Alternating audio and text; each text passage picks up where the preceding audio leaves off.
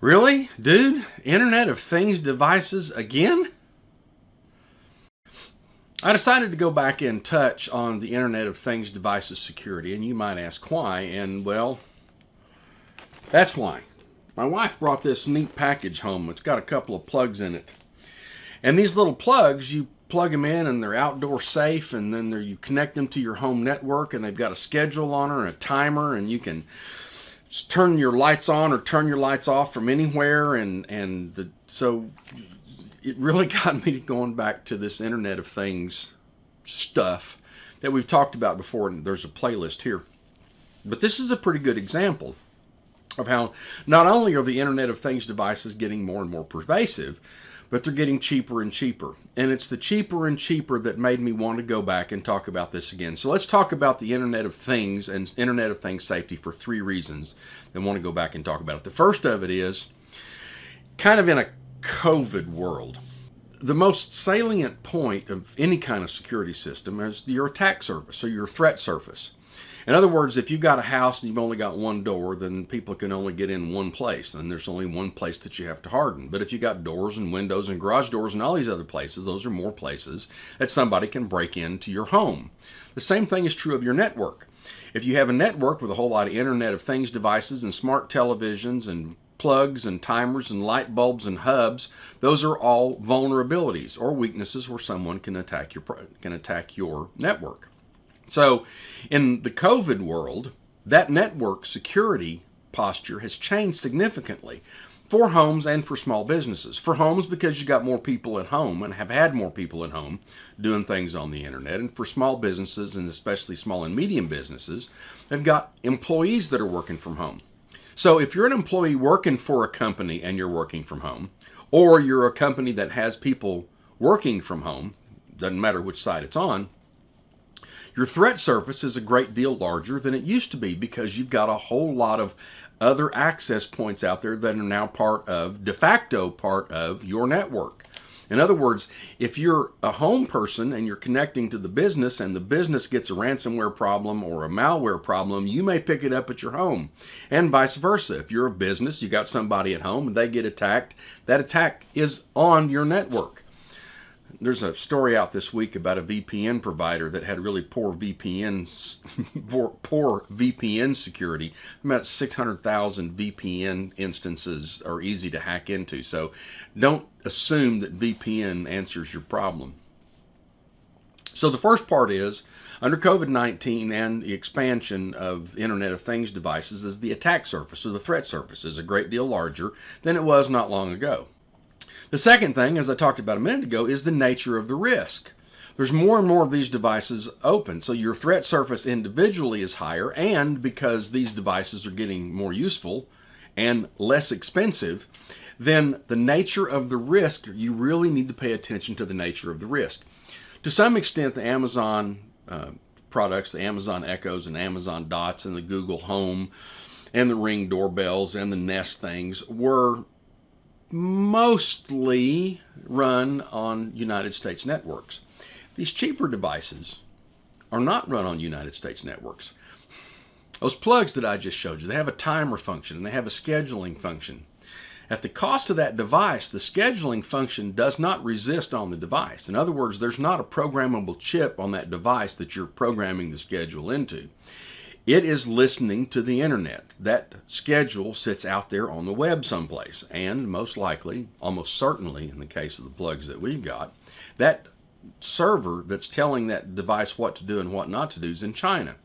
And if you paid any attention to advanced persistent threats and election hacking and on the international stage, China and Chinese companies have not been the poster children for good computer security. So you can go out and buy a little timer, and it's a $7 timer, and you put it on your lights and it's on your network. That risk, while it was not great for the kinds of things that had some kind of infrastructure from Amazon or from Google, now you're looking at an unknown manufacturer for something that you pick up at the discount store that you plug into your network that has a persistent connection or an always-on connection with servers in China. That's a part of the nature of this risk that some people don't understand, is these devices are getting so inexpensive Now, a lot of people are using them for a lot of things, and I'm not saying that they're not handy and wonderful. I look forward to putting these plugs together and getting them put on, because we've got like lights out on our patio, and anytime you want to turn the lights on, you got to make an umbrella out of your behind to get down behind something to plug something into an outdoor outlet. And with this thing, I'll plug it in, turn it on with my phone, turn it off with my phone. That's awesome. But it involves a risk, and the nature of that risk is a persistent connection to computer resources somewhere in the world. Now, the third reason I wanted to go revisit that is, given those first two things that we talked about, that our threat surface is a great deal larger in the COVID environment, and because these devices are becoming handier and less expensive, and therefore more likely to be hosted someplace overseas that you really don't want your security entangled in. The third thing we need to look at is, how do you secure yourself against those devices?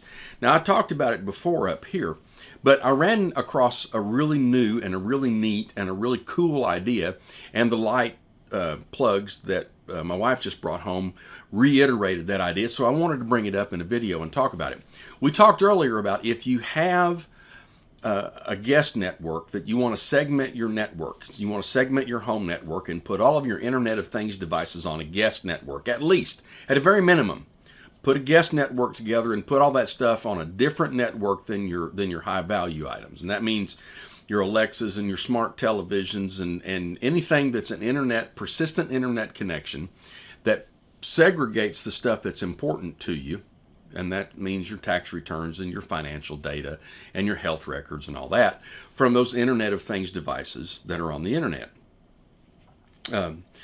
So we talked about a guest network. The second thing we talked about in terms of security is a NAT router. Almost all routers are NAT routers. NAT is a network address translation. And so what that means is, there's a network inside your house built off of your router. So if you have a wireless router and you plug it into your ISP connection, that wireless router assigns internet IP addresses, and here's a video on IP address in case you're interested. But anyway, you've got network IP addresses and you got outside IP addresses, so that when somebody's on a computer and they dial up Amazon.com on their computer, the NAT router at the border says, okay, I know which computer it is. Then it sends a request out to Amazon. And when the information comes back, the NAT router remembers which of the devices, if you got 3 or 4 people on computers at the same time, gets that communication.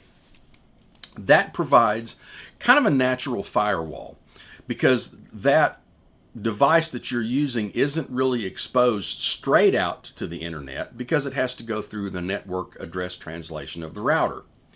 And one of the ways that we've talked about in security standpoint to build a DMZ, or demilitarized zone, or a secure network, or a segmented network, it used to be that we talked about using 3 routers, where you have a router to your MSP, and then you got a router for your insecure things and a router for your secure things to really segment the network.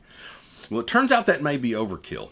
I heard a really cool idea, because all of these Internet of Things devices use the 2.4 gigahertz frequency in a wireless network. Wireless networks usually in 802.11a through G, or whatever the wireless network protocol has got the 2.4 gigahertz and the 5 gigahertz frequencies. And almost all of the Internet of Things devices, all the ones that I've seen, operate on the 2.4 gigahertz network. So here's the idea that I heard that I thought is really cool, and I probably am going to try this. You take the 2 routers and you daisy chain them. So the first router connects to your ISP and your second router connects to your first router. Okay, so on the second router, you set up an SSID that's like my secret home network that you can't see bad guys, whatever the name of the network is. And that's where you put your valuable network resources that you don't want to get exposed to the internet. The first router, which is the router that's exposed to the internet, is the router that has all of your wireless Internet of Things devices on it. Okay, so that plug that you've got that's constantly connected to China is on the low side, if you will, of the secure network router that you're using. But here's the idea that I really like. You take that first router, that's your Internet of Things devices router, and disable the 5 gigahertz network on it. And then you take the second router, that's your super secret squirrel decoder ring home device network, and you disable the 2.4 gigahertz on it. Because most Internet of Things devices only operate in the 2.4 gigahertz range. So then not only do you have two networks, but you have two completely different radio frequencies.